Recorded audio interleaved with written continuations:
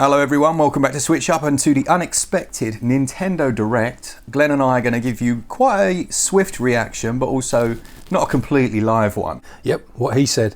We're literally waiting, it's 20 seconds to go as we're recording this video, and we will let you know our thoughts and hopefully there'll be something decent. Absolutely. Alright, the Nintendo Direct, what was it all about? Well, let's find out.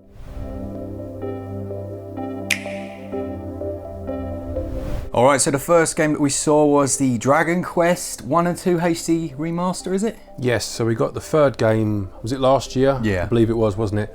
Which chronologically is a prequel or set before the other two, so it makes sense, I suppose, they're doing it this way round. It's nice to see them doing it as a bundle. It is, yeah. I mean, we already knew this, but it's nice to see it's a bundle. I just hope they have an option this time round to reduce random battles. So do I, yeah. You would hope that they would have something after the feedback from the first. I don't think they will. I don't think they will.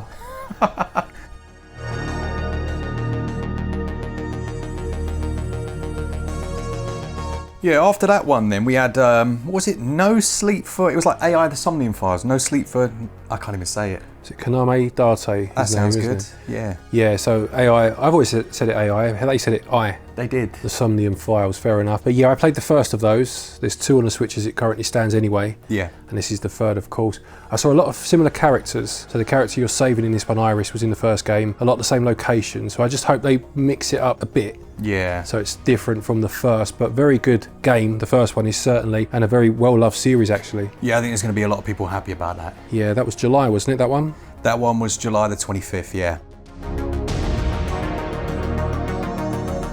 After that we had, was it RAIDOU Remastered? RAIDOU Remastered, yes, which is a series I've just looked, I'm not going to pretend I knew at all. A series that was on the PlayStation 2 by the looks of it. Oh nice, so it's an Atlas. We thought it was like a Persona. When you saw that initial person running, like, yes. This looks so much like Persona. Yeah, it really did. But this is an ARPG, isn't it? Yes, and it has some of the demons that are in Shin Megami Tensei as well, so it's obviously like a shared universe, I guess. Yeah, with the demon, like you can summon demons, target weaknesses on monsters and stuff. I've not played this myself or even heard of it. No, I hadn't, but I like the look of it. Yeah. I like that darker angle that this game goes for as compared to something like Persona that's a bit too colourful for me personally. But yeah, I like the look at this, quite intrigued by that one. Yeah, so am I. I always like an ARPG as well. Definitely. Lovely stuff. All right, next up we had Shadow Labyrinth from Bandai Namco, which I described as a Packtroidvania. Yeah, I like that. Very nice term, that. Yeah, it's funny, wasn't it? Because it started and it said, oh, you're here with your friend Puck. Yeah. And we both went, oh, look, looks like Pac-Man, Bandai, that's funny.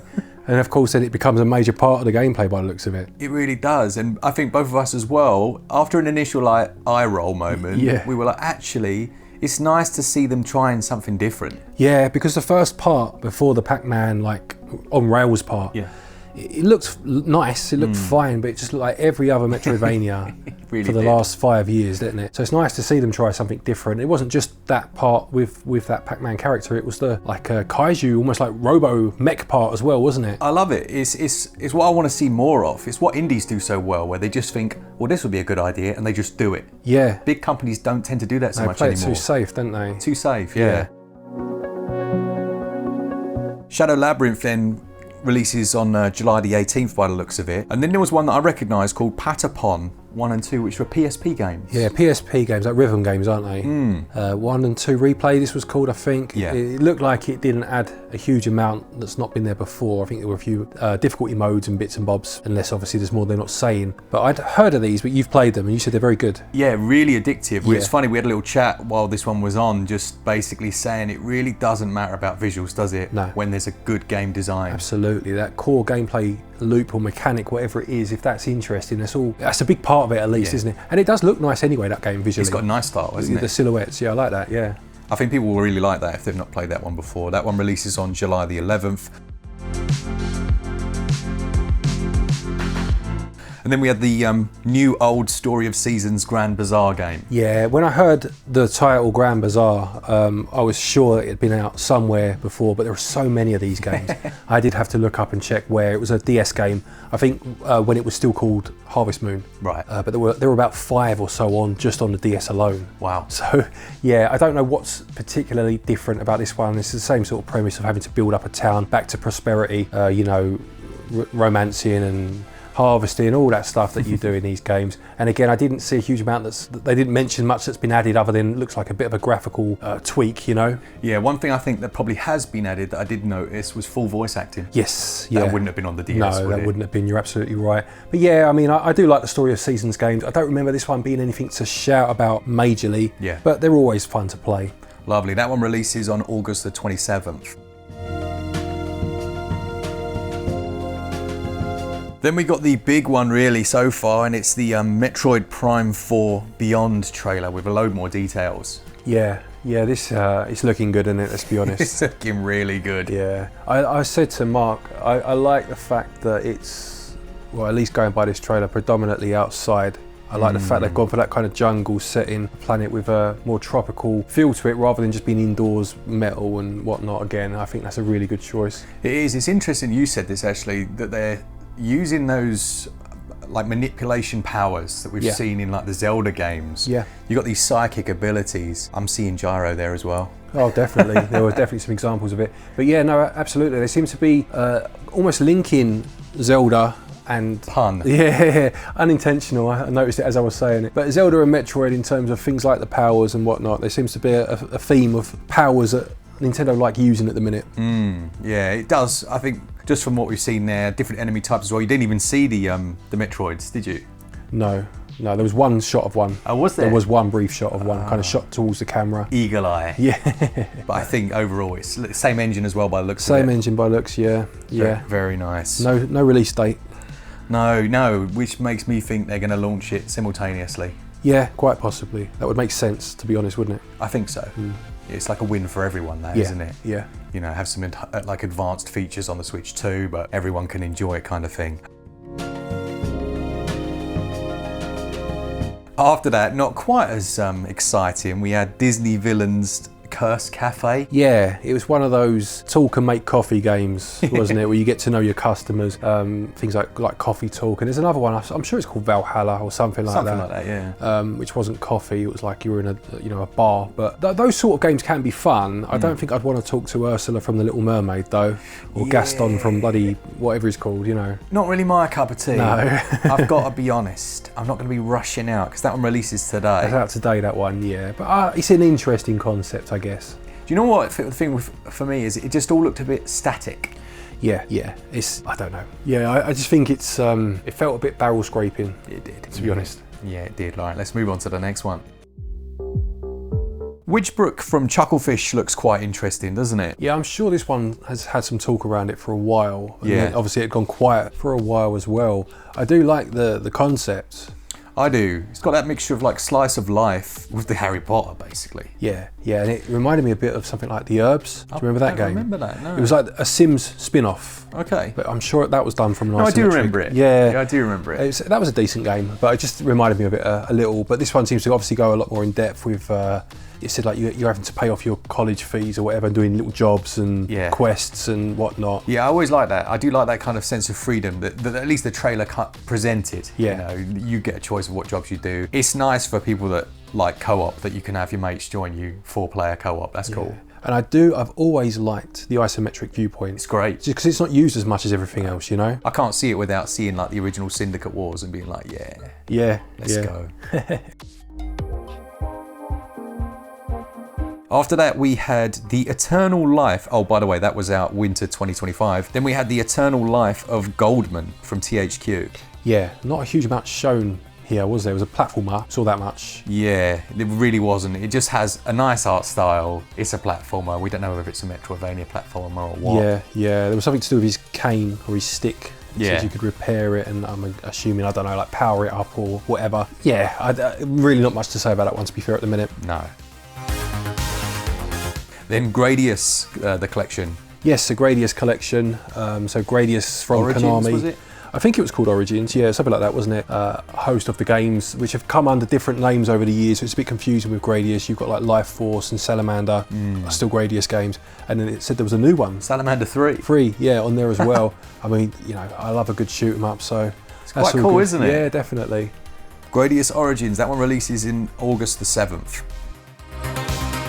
The final one was Rift of the Necro Dancer. Yeah, so the Necrodancer series you've got, or no, Necromancer series, isn't it?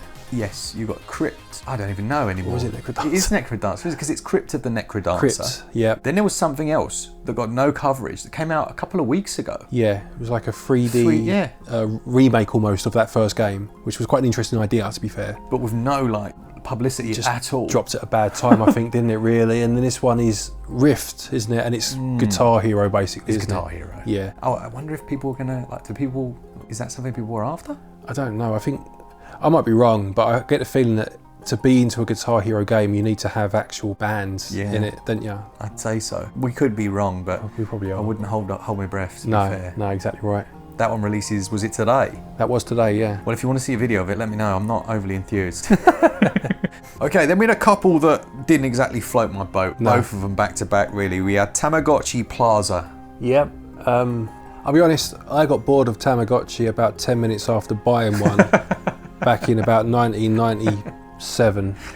So no, it didn't do it for me at all, that one. No, it comes out in June as well, which seems unusual. Like I can imagine like releasing that at Christmas time, you know, and get some Christmas sales. It just didn't look overly inspiring. It looked so uninspiring. It did. Like the backgrounds, the characters, the actual gameplay it was showing. I know there was never much to Tamagotchi, but that's why they cost, I don't know, a tenner and then went on your keyring. Absolutely. You're not paying 50 quid for it, are you? No, you're not. That one releases June 27th. Now, it's going to upset someone, I know it is, but then we had Pokémon ZA. Yeah. And this looked, to me, equally uninspiring. Yeah, I mean, I really enjoyed Legends So did Arceus. I thought it was a very good game. I thought it was a good step in the right direction for the franchise. Then we've had a couple since that have not done so well, but there was word on the horizon another one was coming, but it just looks so tepid. Yeah, the fact that they've confirmed that it is entirely in that city and that your exploration is going to be going to, green zones. Something like that, wasn't Essentially your town park. Yeah, I don't understand. I mean, they're making a big deal of the fact that this city was in another game before, but that first one in this series, where you were out in the wilds and you could be attacked at any moment, that's what made it so interesting. Having to craft your own Pokeballs and all that stuff.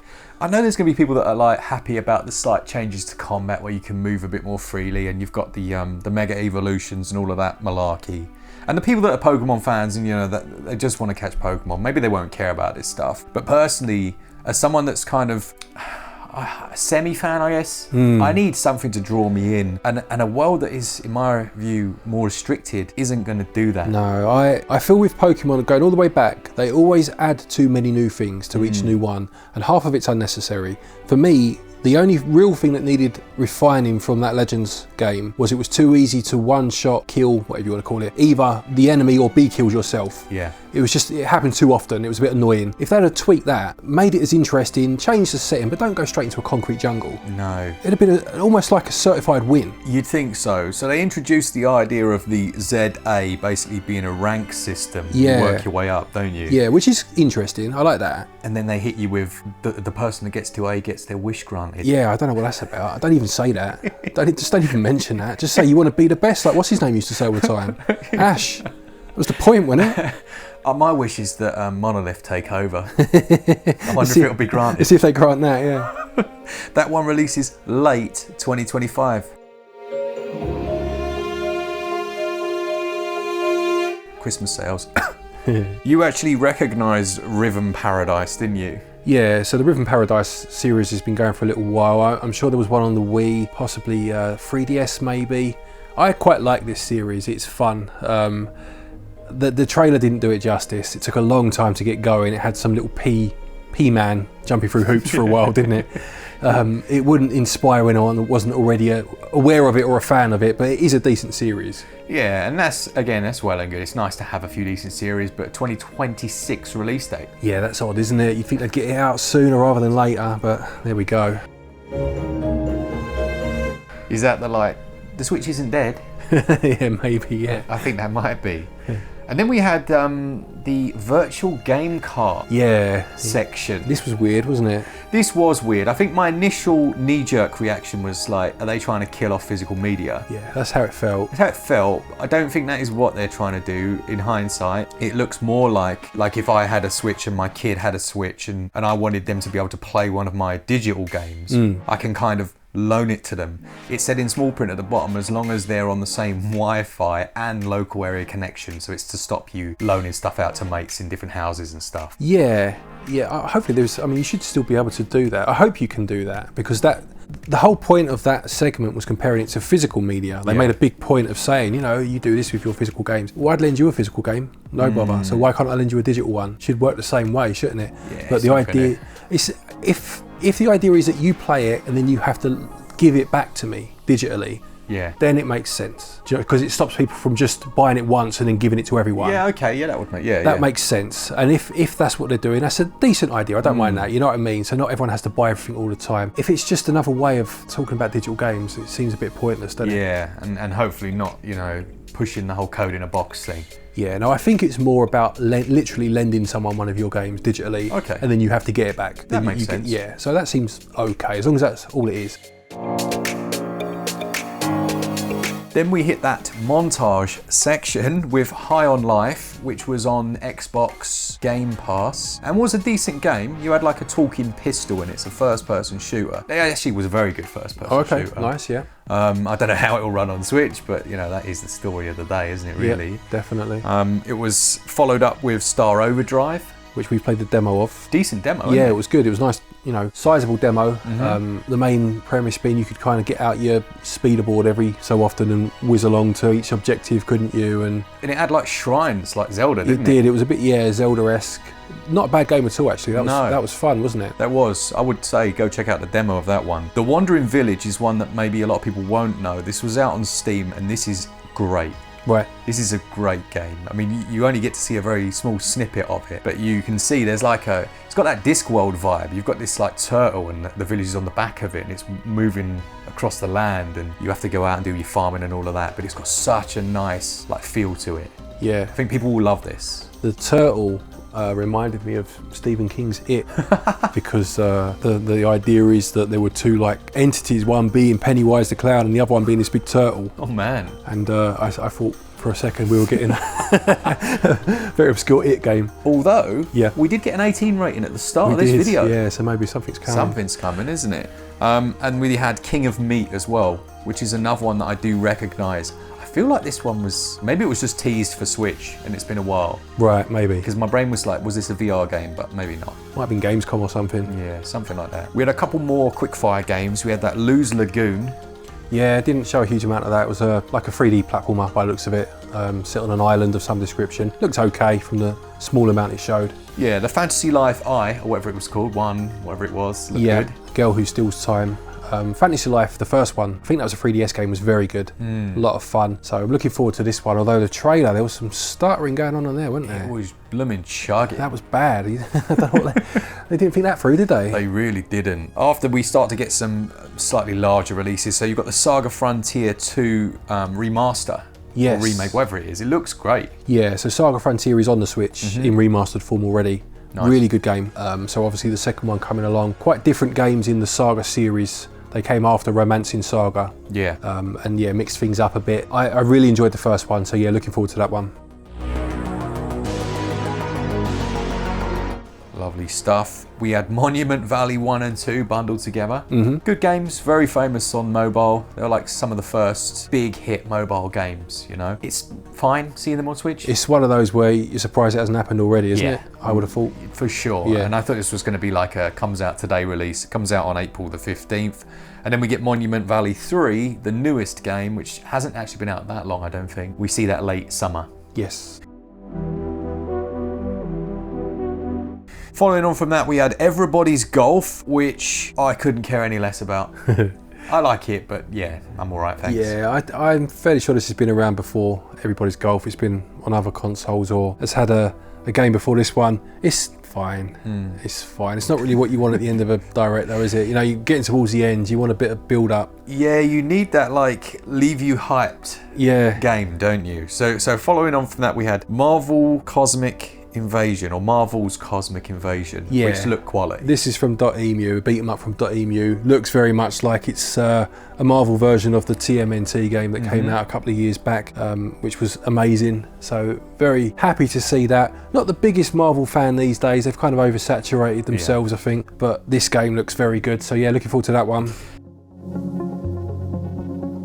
And then they finished their show, well, there's one other thing to talk about, but they finished in terms of games with Tomadachi Life, Living the Dream, which doesn't release till 2026. Yeah, it was a bit of a poop sandwich, wasn't it? You had the golf game, you had the nice filling of the Marvel game, and then you had this at the end. Yeah. I know people like this game or this series.